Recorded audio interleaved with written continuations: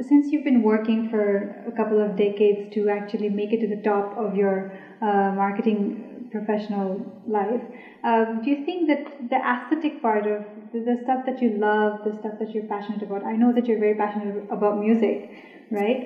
So has that been suppressed, or did you have to like totally forget about it? How do you nurture that side of yourself? You see, I mean, these kind of situations really unnerve me because when I'm in a shooting set or I'm having a pre-production meeting with a director, they finally end up saying that thank goodness you're not in this profession. Why would they say that? Because I can't get into, I can't speak in their language, and when music has definitely suffered. Personally speaking, if I was doing music for the last 15, 18 years, I'm sure, because I'm sure I would have done equally better, if not more. Really? So you would be a very famous composer or a singer, what would you be? I mean, my imagination would be the limit. I could have been something good in music, I can say that. Do you want to sing a line for Southasia? Friends? I think you can try one. Not really right now, so sorry, excuse me for that.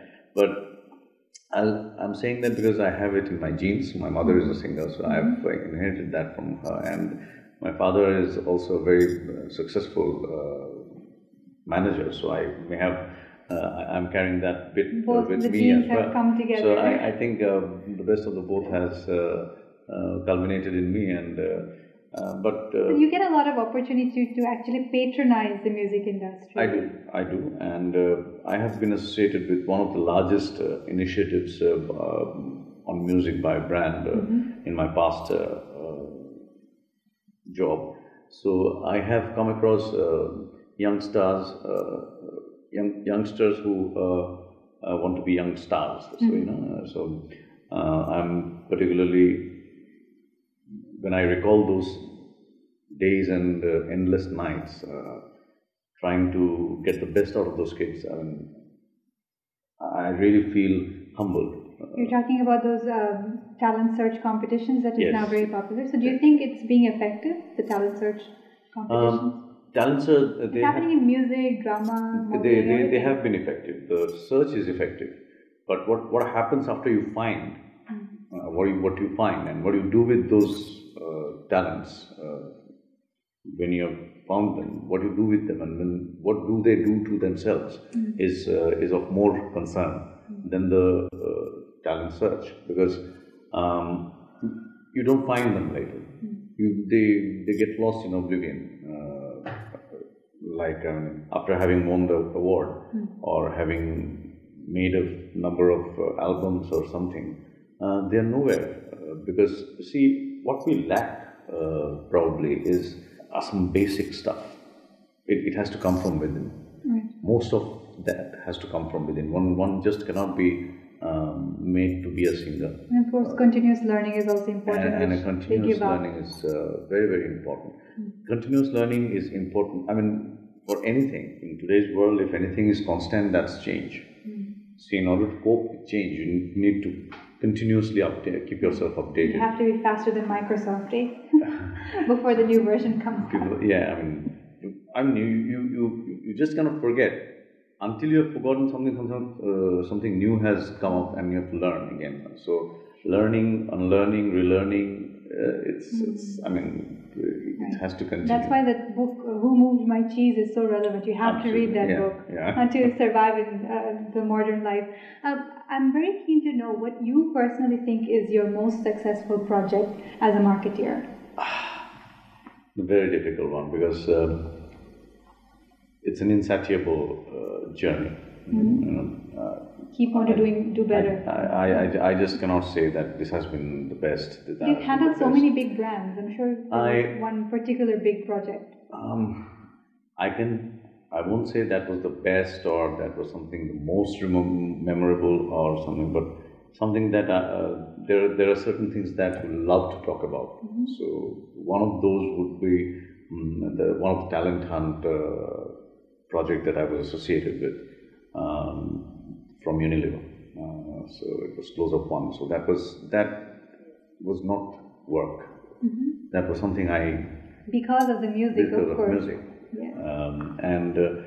And there I came across such talented kids, and some of them it became an individual or a personal thing. It was not as I said, it was not work. It was so that's something when I want to relax in my mind, I recall that experience, and very nice. and it's very, very fulfilling.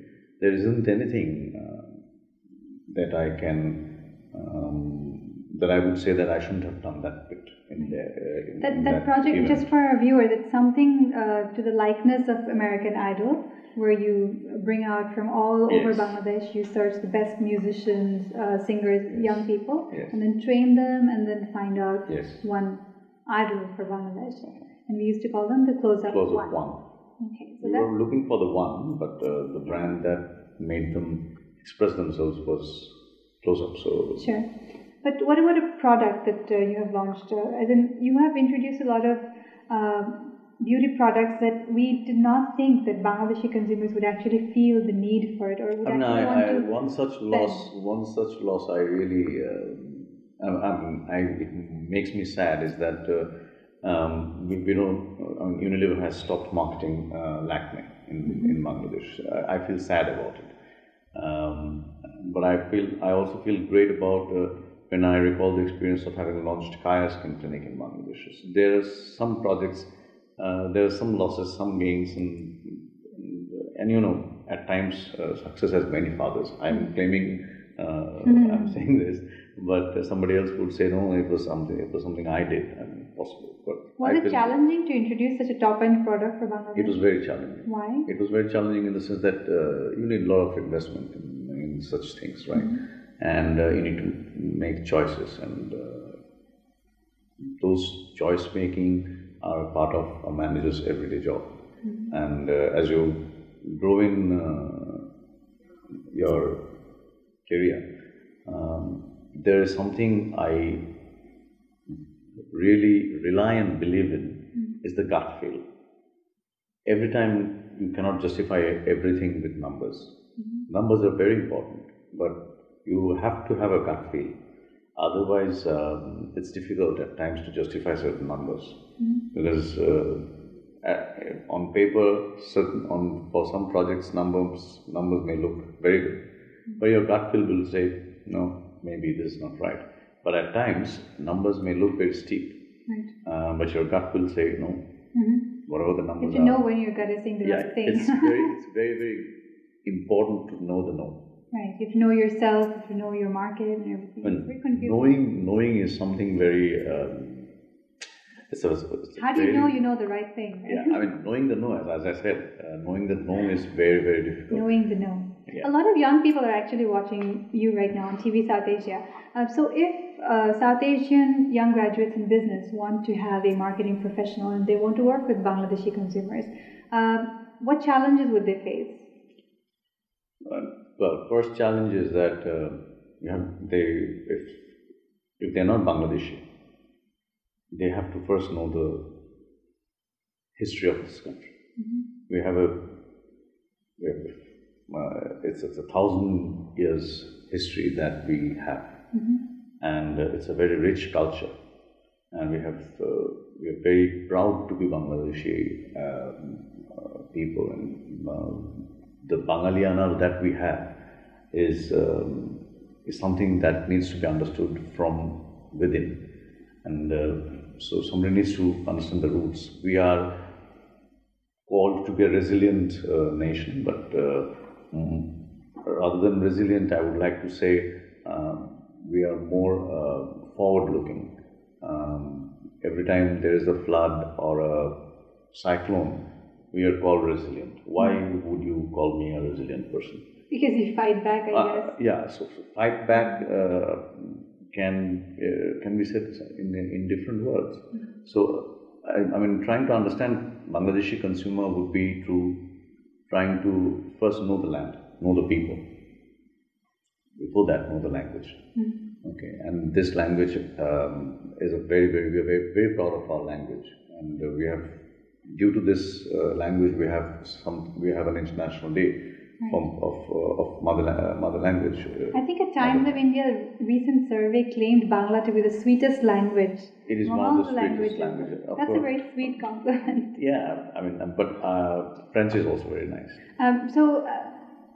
If you are now requested to sing a line for us, because we know that you like to sing, would you do that for a South Asian audience? It's a humble request. ধনো ধন্য পুষ্পে ভরা আমাদের এই বসুন্ধরা তারি তাহার মাঝে আছে দেশ এক সকল দেশের সেরা ও সে স্বপ্ন দিয়ে তৈরি সেজে স্মৃতি দিয়ে ঘেরা. It's a very passion-inducing song. Very passion-inducing. Very nice. There's actually a debate going on about the national anthem. Could it be a national anthem for Bangladesh? An alternate national anthem. There was a conversation on Facebook, something to that line. Because it appeals to I don't think there shouldn't be any Facebook for that. I find it the most social evil and social. Really? You being a marketing person, you're saying that's a modern marketing tool. No, it may be, but I find it a social nuisance. Okay. It may be a social network, but it's a social nuisance. That's my personal take on that. And there shouldn't be any debate about the national anthem. Amar Sonar Bangla, Ami Tomay Bhalobashi. There cannot be anything else that can replace that song or that can come into debate. And so let's stop the conversation right there. So what are some of your other favorite musicians or songs? Well, do you listen to contemporary South Asian music? Yes, and contemporaries. I don't get to follow much of Sri Lankan music, but I think they're not well marketed. Sri Lankan music is not very well marketed, but as India, by its sheer size of the industry, music industry, gets to produce a lot. A.R. Rahman is one of the, legends the planet should be grateful to have, truly speaking. And I worship Manna De, and from Bangladesh, Shubin Nondi, Rafil Alam, Khandagar Noor Alam, these are legends, and I must say, I don't know if anybody would believe that Ustad Rashid Khan and myself, we are close buddies? Not buddies, we are close in terms of age, and I wish I could be anything close to him. He's today's Bhimshen Joshi, to say so. He was supposed to be in Dhaka a few days back, but he fell ill, and we're expecting him any day. Right. So yes. So you do listen to a lot of contemporary artists. Yes. So when you're not working, what do you usually do in Dhaka? Is Dhaka a boring city after work? Dhaka is definitely a boring city. It is? Why would you? That's the first guest who ever said that. Oh my God. Dhaka is definitely a boring city. You need an award. Nobody's ever said that on my show. What else do you get to do in Dhaka other than eat? But because we have such good food and such beautiful restaurants and outlets, but what else? You can also go out. You don't have where. Just tell me. Give me some ideas. A lot of people have said a lot of different things, like they hang with friends, even if you sit on the rooftop and then that's fine. Check out the Dhaka city skyline. You see, if you plan a day out, it will cost you half your day just to get out of Dhaka. Right, the traffic jam is that. Right. The traffic is so noteworthy. Noteworthy, not horrible. But that makes you stay home after work, basically. Yeah. You like to stay home and listen to music. Stay home, listen to music, spend time with kids, stuff like that. It was very interesting talking to you, Mr. Soumendra Sankar Daspart. That was Mr. Soumendra, a cool dad and a cool marketeer. And that brings us to the end of our conversation for Talk Dhaka today. Dear friends from South Asia, I hope to see you in another episode of Talk Dhaka. Till then, it's me, Mishu Rahman.